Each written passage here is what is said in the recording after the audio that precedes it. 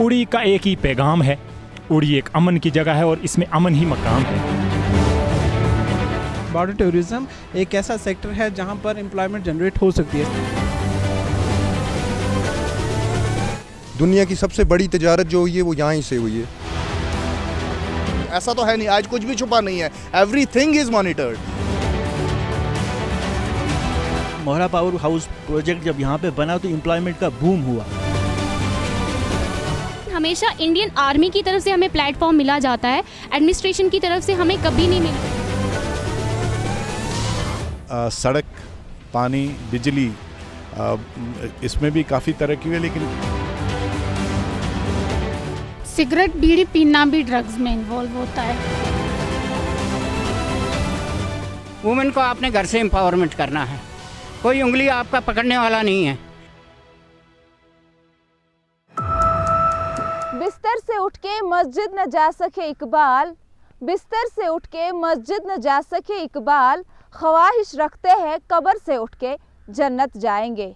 आदाब नाजरीन, खैर मकदम है आपका हमारे प्रोग्राम रूबरू में। मैं प्रोग्राम की होस्ट सुरखाब जहरा और मैं प्रोग्राम की होस्ट महरीन इकबाल। जैसा कि नाजरीन अब सब जानते हैं, हमारे प्रोग्राम का मुद्दा और मकसद होता है लोगों की बात सुनना और आला हुकाम तक पहुंचाना। और इसी सिलसिले में आज हम आए हैं डिस्ट्रिक्ट बारामूला के उरी इलाके में। तो आइए नाजरीन, करते हैं यहाँ के लोगों से बात और जानते हैं इनके मसलों मसाइल।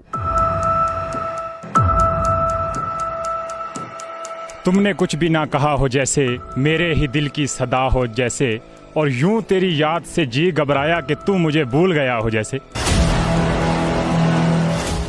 सड़क, पानी, बिजली, इसमें भी काफ़ी तरक्की हुई। तो वुमेन एम्पावरमेंट का मतलब था कि वुमेन्स को पावर देनी, उनको एम्पावर करना, ताकि वो अपने राइट्स के लिए खड़ी हो सकें और कंधे से कंधा मिला के चल सकें।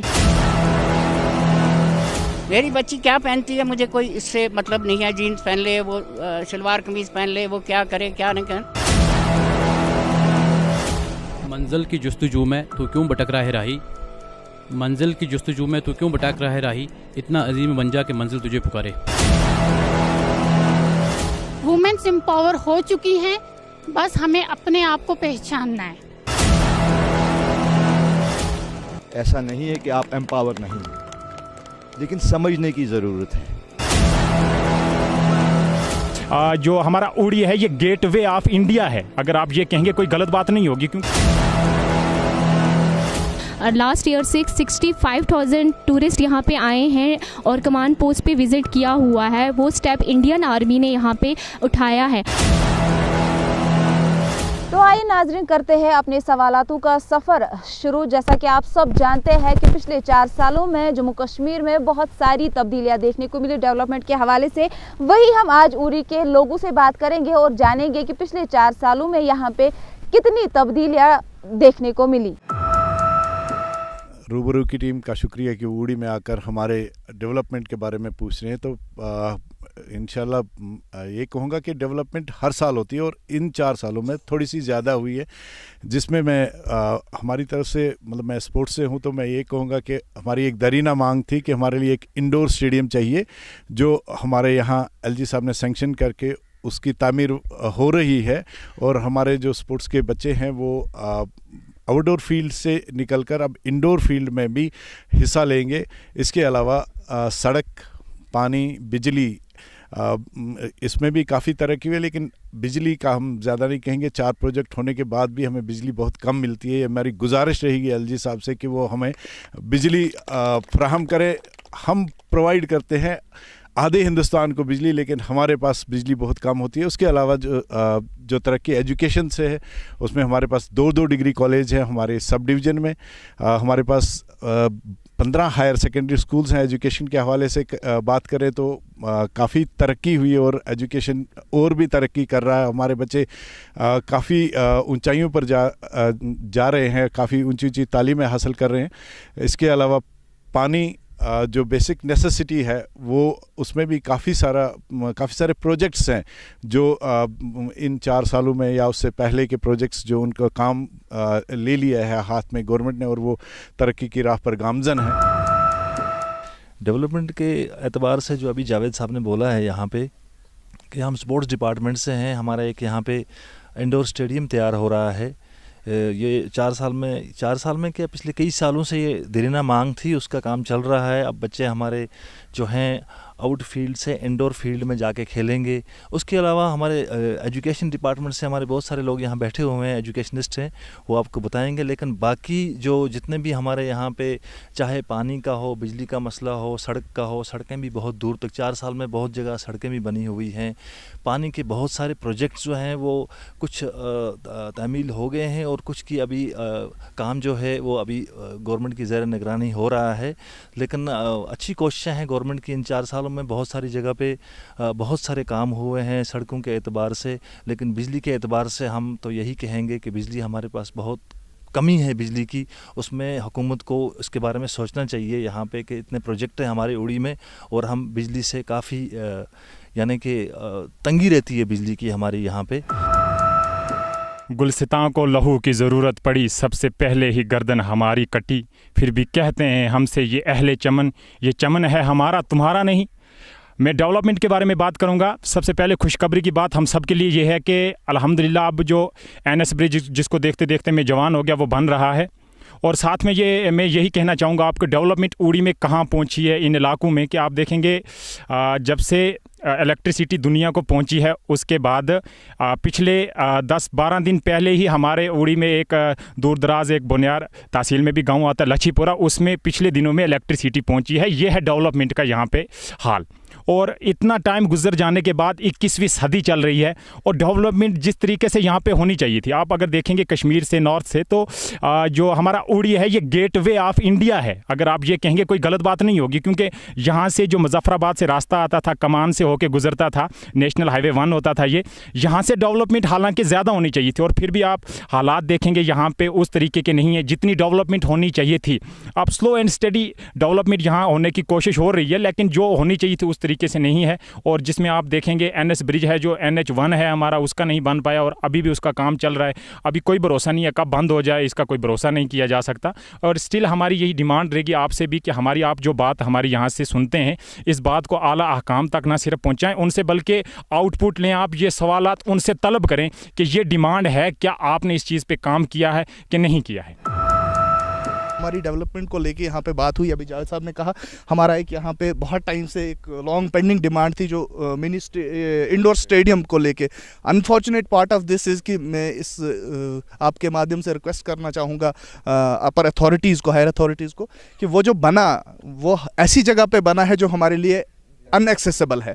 मैं अगर स्पोर्ट खेलने के लिए फॉर एग्जांपल शाम को उड़ी से निकलूँगा तो मुझे शायद मैं वहाँ तक पहुँच ही नहीं पाऊँगा उस टाइम में जहाँ पे वो बना हुआ है। वो उस मुझे नहीं पता है उसके पीछे पॉलिटिकल रीजंस हैं, पर्सनल रीजंस हैं, या क्या चीज़ किस चीज़ की वजह से वो वहाँ पे बना, वो ऐसी जगह पे बना। मुझे लगता है कि वो मेरा टैक्स पेड मनी जो है वो वेस्ट हुआ है। और मुझे लगता है कि मेरे साथ साथ यहाँ मेरे जो साथी हैं वो भी इस चीज़ को एग्री करेंगे कि वो जहाँ पे बना है वो वहाँ पे बिल्कुल वो सही जगह नहीं है। हाँ, किसी भी इलाके में बनाते हैं लेकिन कम से कम मेन एरिया में बनाते हैं जहाँ पे लोग, जहाँ पे पहले तो मुझे पर्सनल कन्वीनियंस वहाँ तक होनी चाहिए कि मुझे 200-300 रुपये का पहले पेट्रोल जलाना है वहाँ पे गाड़ी लेके, तब जाके मैं वहाँ पहुँचूँगा और वहाँ से वापस आऊँगा।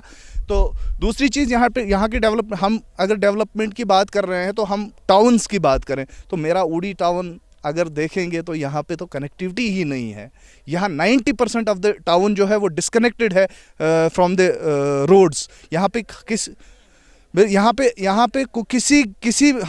मुझे मतलब हमारे घर के जो कचरा भी निकालते हैं वो भी मतलब ऐसे लोगों के खेतों में फेंक, क्योंकि एक्सेसिबिलिटी ही नहीं है। म्यूनसिपलिटी वाले वहाँ आते ही नहीं, मैंने आज तक देखा ही नहीं है कि सिर्फ फ़ी भरने के टाइम या जब हमारी रजिस्ट्रेशंस होती हैं तब हमें म्यूनसिपलिटी याद आती है। लेकिन जब बाकी चीज़ें हैं, जब म्यूनसिपलिटी से हमें काम लेना है, मुझे तो आज तक पता ही नहीं है, क्योंकि हमारे आसपास इतना कचरा पड़ा हुआ है, आज तक कोई म्यूनसिपलिटी वाला आया नहीं है वहाँ।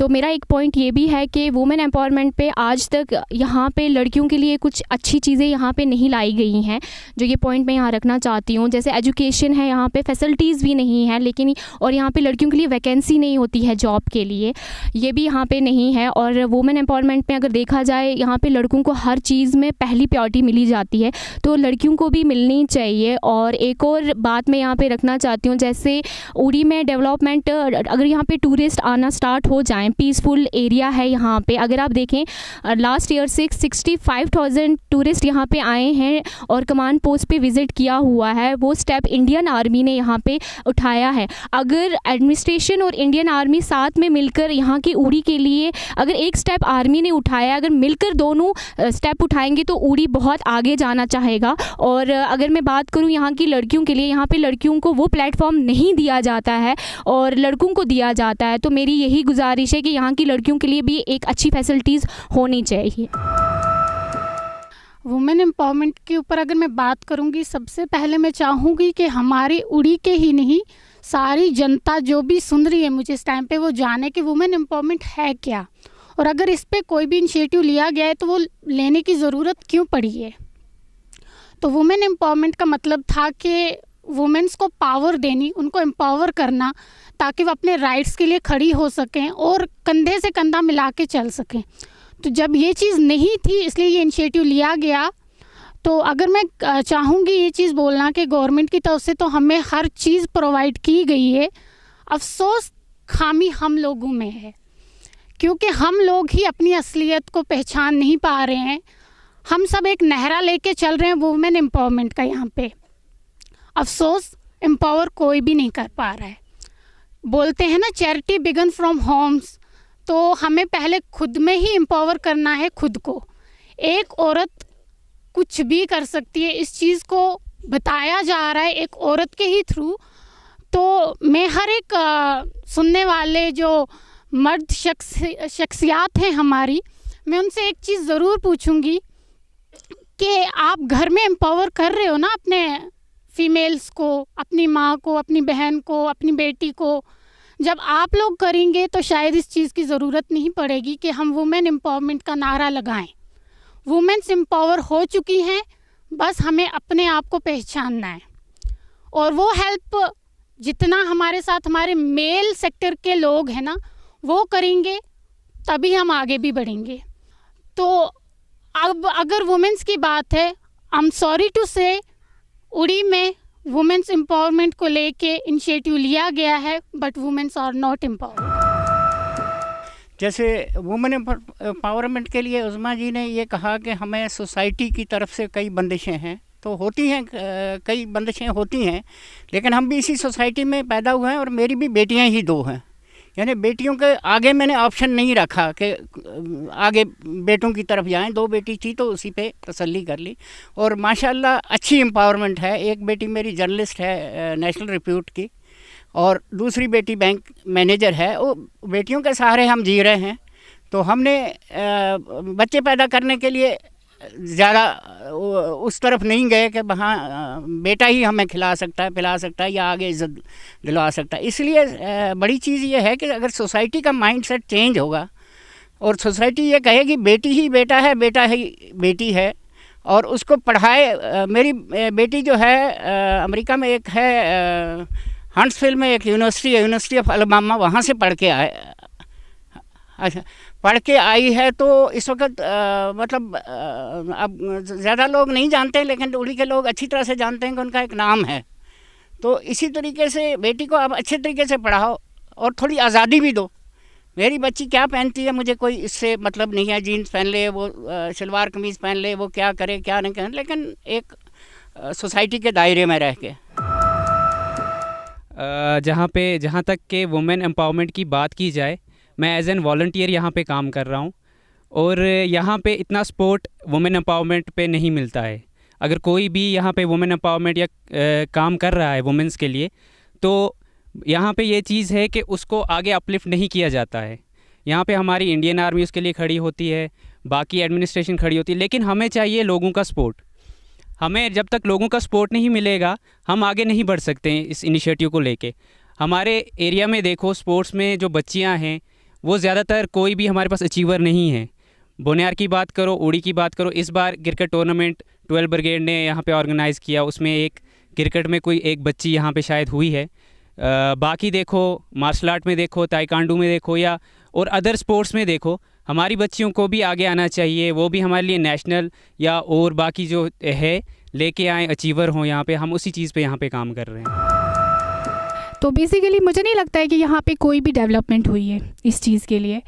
तो मैं सीधा ही ये बात बोलती हूँ क्योंकि बहुत सारी लड़कियाँ ऐसी हैं जिनके अंदर टैलेंट है, बट टैलेंट को यूटिलाइज़ करने के लिए एक प्लेटफॉर्म की ज़रूरत होती है, जो कि यहाँ पे है नहीं। सिर्फ इंडियन आर्मी का ही ये रिस्पॉन्सिबिलिटी नहीं बनती है कि वो जो लड़कियाँ हैं उनको प्लेटफॉर्म दें, तो ये एडमिनिस्ट्रेशन का भी काम है कि उनको प्लेटफॉर्म दिया जाए और वो अपना जो टैलेंट है वो यूटिलाइज़ किया जाए।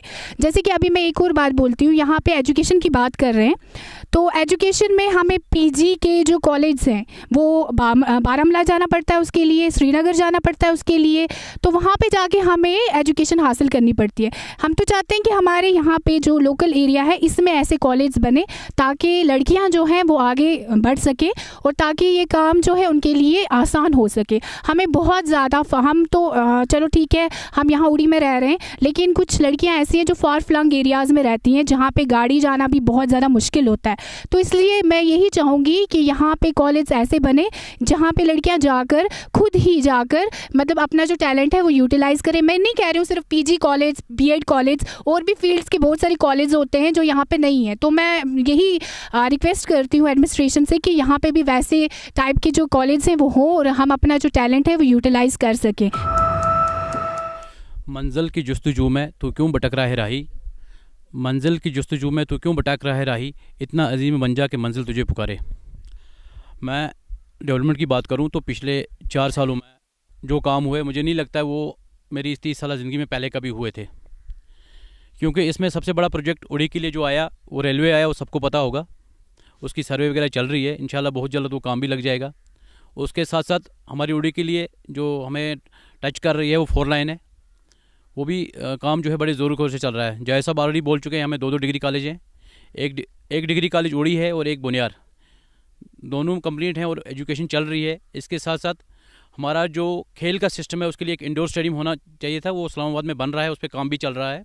अल्हम्दुलिल्लाह जो काम हो रहे हैं बहुत अच्छे हैं। लेकिन जो मैं यहाँ पे बात रखना चाहूँगा, मैं आपसे गुजारिश करूँगा कि ये बात हमारी आला हुकाम तक पहुँचाई जाए, खासकर एलजी साहब तक। बिजली का जो मकसद है सर, हमारे पास 3 प्रोजेक्ट हैं जो चल रहे हैं, लेकिन उसके बावजूद हमें बिजली से नामहरूम रखा गया है। लेकिन मुद्दे की बात यह है कि हमारे पास मोहरा प्रोजेक्ट एक है, एक हेरिटेज है, एशिया का 2nd लार्जेस्ट प्रोजेक्ट है। मैं आपसे गुजारिश करूंगा कि आपकी माध्यम से एलजी गवर्नमेंट इस चीज़ पे ध्यान दे, उसको रेनोवेट और रिकनेक्ट किया जाए ताकि उड़ी के आवाम को कोई फैसिलिटी, थोड़ा सा जो मरहम है वो हासिल हो सके। एम्पावरमेंट हो चुकी है, गवर्नमेंट की तरफ से हो चुकी है, फैसिलिटीज़ प्रोवाइड की गई हैं, गवर्नमेंट की तरफ से की गई हैं। अफसोस उड़ी की तरफ से अवेयरनेस प्रोग्राम बहुत हो रहे हैं। मैं खुद उड़ी की बेटी हूँ, मैं एक यंग अचीवर रह चुकी हूँ, मैंने as an women achiever of Kashmir award ले चुकी हूँ, मगर वो तब जब मुझे उड़ी से बाहर निकलने का मौका मिला। मैं बारामूला गई, मुझे पता चला मेरी लिखने की कला को आगे सराहा जाएगा। वुमेन एम्पावरमेंट का मतलब ये नहीं था कि सिर्फ औरतों को यहाँ पे दबा दें या औरतों के राइट्स को खड़ा कर दें, नहीं, औरतों को महसूस कराओ तुम स्ट्रॉन्ग हो। जब आप ये महसूस करवा देंगे तो शायद इस चीज़ की ज़रूरत नहीं पड़ेगी, ये भी कोई भी इनिशिएटिव वुमेंस के लिए लेने की ज़रूरत नहीं पड़ेगी, because women's are strong, they can do anything. आज हर सेक्टर में वुमेंस अचीव कर चुकी हैं। हम कैसे भूल सकते हैं, हमारी खुद की प्रेसिडेंट एक वुमेन है। हमारे डिस्ट्रिक्ट बारामूला को पिछले 4 साल में अगर हम बात करेंगे, उड़ी की, बारामूला की, पूरे डिस्ट्रिक्ट को चलाने वाली एक औरत थी। पिछले 4 साल में कुछ भी डेवलपमेंट हुई है एक औरत ने करवाई है, वो हमारी डीसी मैम रह चुकी हैं। वो सबसे बड़ी चीज़ है जो मैं खुद भी करता हूँ, मेहनत। बच्चियों को अच्छे तरीके से मेहनत करो, उनको अच्छे तरीके से पढ़ाओ। बच्ची को कहो कि ज़्यादातर टाइम वो, मतलब ये बच्चियाँ मेरी नाराज़ होंगी, फैशन पे ना दे, पढ़ाई पे दे, अच्छे काम पे दे दे। जैसे मैं करता हूँ, मैं 65 में हूँ, तो मैं सुबह घर वाले सो रहे होते हैं, मैं अपने प्लांटेशन का काम करता हूँ, एनवायरनमेंट पे काम करता हूँ। ये ग्रीनरी पे अवार्ड भी मुझे नेशनल अवार्ड मिला है। तो लेकिन हर एक बगैर मेहनत के कोई चीज़ नहीं।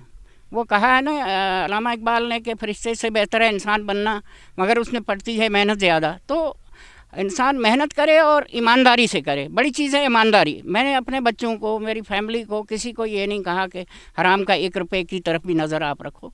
जितना मिलता है, सूखी रोटी मिलती है तो मेहनत करो। यही मैं इन बच्चियों को भी कहूँगा जो हमारे आसपास हैं कि वो मेहनत करें और ख़ुद रास्ते ढूंढें। आपको कोई रास्ता नहीं दिखाएगा। आपको अगर रिश्तेदार 10 होंगे, 10 में से 9 आपके ख़िलाफ़ होंगे। तो इसलिए आप मेहनत करो। उससे ज़्यादा मैं क्या कह सकता हूँ, बाकी और लोग भी बोलने वाले हैं। यहाँ बात हो रही थी वुमेन एम्पावरमेंट की। यहाँ पे मेरी बहनें बैठी, उनने भी बात की। सबसे पहली बात है कि वुमेन एम्पावरमेंट है क्या चीज़। ये भी एक वुमेन एम्पावरमेंट है कि आज इतने लोगों में यहाँ ज़्यादा औरतें बैठी हैं। ऐसा नहीं है कि आप एम्पावर नहीं हैं, लेकिन समझने की ज़रूरत है। हमेशा हर वालिद की ये कोशिश रहती है कि उसकी बेटी हो या बेटा हो, आज के दौर में वो आगे बढ़े। मैं भी बेटी का बाप हूँ। मैं बेटे से ज़्यादा चाहता हूँ कि मेरी बेटी एक्सेल करे। और बीइंग ए मुस्लिम्स, तो हमारे प्रॉफिट ने आज से 1400 साल पहले औरत को सबसे ज़्यादा इज़्ज़त दी है। तो education starts from cradle to grave. बेटी को जब आप पढ़ाएंगे तो पूरी सोसाइटी को आप पढ़ा रहे हैं। आप एक मेल को पढ़ाएंगे तो एक इंडिविजुअल को पढ़ा रहे हैं। ऐसा नहीं है कि प्लेटफॉर्म नहीं है, लेकिन इसमें बेटियों को खुद ढूंढने की ज़रूरत है। आप कैसे कह सकते हैं कि प्लेटफॉर्म यहाँ नहीं है? जब प्लेटफॉर्म मिला आपको यहाँ पे, ख्वाह वो इंडियन आर्मी ने दिया या किसी ने दिया, तब आपने यहाँ पे क्रिकेट खेला। वरना तो ये पॉसिबल था आज तक आप क्रिकेट खेल सकती थी। Is it like that? तो आप नेगेटिव सेंस में से मत लीजिए। पहले सोचिए कि what is women empowerment. Women empowerment ये नहीं ना कि टाइकांडो खेल के आप एक मेडल जीतोगे तो दैट्स एम्पावरमेंट। नहीं, आपके इखलाक बढ़िया हूँ, वो एम्पावरमेंट है। आप किसी स्टेटस पे पहुँचें, वहाँ आप अपनी सोसाइटी को कुछ दे सकें, वो आपकी वुमेन एम्पावरमेंट है। आप देखिए हमारे डिस्ट्रिक्ट की DDC चेयरपर्सन मोहतरमा सफ़ीना बेग साहिबा हैं, कितना अच्छा काम कर रही हैं। हज कमेटी ऑफ J&K की वो हेड है। इससे बड़ी क्या वुमेन एम्पावरमेंट होगी? हमारे डिस्ट्रिक्ट की अभी मोहतरमा सहरिश असगर साहिबा गई, the best DC I have ever seen. क्या वो वुमेन एम्पावरमेंट नहीं थी? हमारी डॉक्टर्स हैं बेटियां यहाँ आज, इंजीनियर्स हैं, टीचर्स हैं। ये एक वुमेन एम्पावरमेंट जो है, ये खाली ये नहीं कि आप कोई पोस्ट हेल्ड करें। आप लाइफ में कैसे आगे बढ़ पाएं और अपना पेरेंट्स का नाम एक्सेल करें, इलाके का नाम एक्सेल करें, वही वुमेन एम्पावरमेंट है। आज कौन कहता है? आज आप अगर स्पोर्ट्स के हवाले से देखेंगे, खेलो इंडिया चल रहा है, लड़कियां तो सबसे ज़्यादा खेल रही हैं। उनके टूर्नामेंट्स हो रहे हैं कि नहीं हो रहे हैं? क्या डॉक्टर नहीं हमारी बेटियां बन रही? 50% कोटा आपको गवर्नमेंट ने दिया, क्या वो वुमेन एम्पावरमेंट नहीं है? तो नेगेटिव सेंस में नहीं लेना चाहिए, पॉजिटिव सेंस रखिए और ये दुआ कीजिए कि आप आगे बढ़ें। जी हाँ, बिल्कुल। तो मैं एक चीज़ पे ज़्यादा बात करना चाहूँगा कि जो मेरी आंखों के सामने हुई है उस पे, कि यही था कि अभी मेरी बहन ने कहा था कि सपोर्ट नहीं मिल रहा है, हेल्प नहीं मिल रही है एक लेडी को वो आगे जा सके। इस पे बहुत बात हुई। वुमेन एम्पावरमेंट पे ज़्यादा करनी नहीं चाहिए, बट जो देखा है आंखों वो दिखाना चाहिए। लास्ट टाइम आप कैमरा मैन अगर 1 मिनट कैमरा उधर दौड़ाएंगे तो वहाँ लिखा हुआ है WUPL, वुमेन्स उड़ी प्रीमियर लीग। जब ये वुमेन्स उड़ी प्रीमियर लीग हुआ, इसके फाइनल में सेरेमनी पे मैं बताना चाहूँगा आपको क्या हुआ है। काफ़ी लोग जो एब्सेंट थे उनको भी बताना चाहूँगा कि जब फाइनल में जो टीम्स विनर्स और रनर्स थी उनके गले में मेडल डाले गए, तो कोई और मेडल डालने के लिए यहाँ नहीं था, ना ही DC था, ना कोई था, बल्कि उनके पेरेंट्स, उनके ब्रदर्स वो आ रहे थे 1 बाय 1। अपनी कोई बेटी को मेडल डाल रहा था, कोई अपनी सिस्टर को मेडल डाल रहा था। तो इससे एक चीज़ साबित हो जाती है कि यहाँ फैमिली से कोई रुकावट नहीं है किसी बच्ची के लिए अगर वो कुछ करना चाहे। एक दूसरा मैं आपके लिए ये बताना चाहूँगा कि उसके साथ में आप देखेंगे, आप सब बैठे हुए यहाँ पे आर्मी गुडविल स्कूल की यहाँ पे बलजीत कौर मैम प्रिंसिपल हैं। तो ये अपनी फैमिली से निकल के आई और कम्पीट करके आई हैं, तब जाके ये इस चेयर पे बैठी हैं। ज़बरदस्ती ना किसी ने बैठाया, ना इनको वहाँ से उठाने की कोशिश की। अगर आपको कुछ करना है, आपको इस मैदान में लड़ना पड़ेगा। कोई घर बैठे आपको कुछ हर चीज़ें मिल सकती नहीं है। आप कह रहे थे उड़ी की बात कीजिए, उड़ी में वुमेन एम्पावरमेंट कितनी है। ये जो यहाँ पे ऑडियंस बैठे, इनसे मैं अलग बात करना चाहूँगा। आसिफा तबस्सम DDC चेयरपर्सन है, माफ़ कीजिए BDC चेयरपर्सन यहाँ से है, परनपीला ब्लॉक से, वो भी एक फीमेल है। अगर यहाँ पे वुमेन एम्पावरमेंट नहीं होती तो गरकोट की दिलशादा बेगम जिस वक्त यहाँ से जीत के इलेक्शन सरपंची का, तो 5 बसेस 6 गाड़ियाँ डोलों के साथ गरकोट में नहीं जाती। ये वुमेन एम्पावरमेंट है। वुमेन एम्पावरमेंट की यहाँ जितनी भी बात करेंगे, यहाँ आप लोग सब घरों से निकल के यहाँ पे आइए। आप बताइए, आप में से कौन सी ऐसी यहाँ पे हमारी बहन बैठी है जिसको घर में उसके भाई ने या उसके वालिद मोहतरम ने रोका पढ़ने नहीं जाना है कोई आप में से, शायद नहीं होगी। जैसे कि नाज़रीन आप सब जानते हैं, हर एक काम का वक्त मुकर्रर होता है, इसी तरह हमारे इस प्रोग्राम का वक्त भी यहीं पे इख्तिताम होता है। अगर आप चाहते हैं आपके इलाके के मसला मसाइल हमारे जरिए आगे बढ़ाएं, तो दिए गए सोशल मीडिया साइट्स पे राबिता करें। तब तक के लिए दीजिए रूबरू की पूरी टीम को इजाज़त। अल्लाह हाफिज।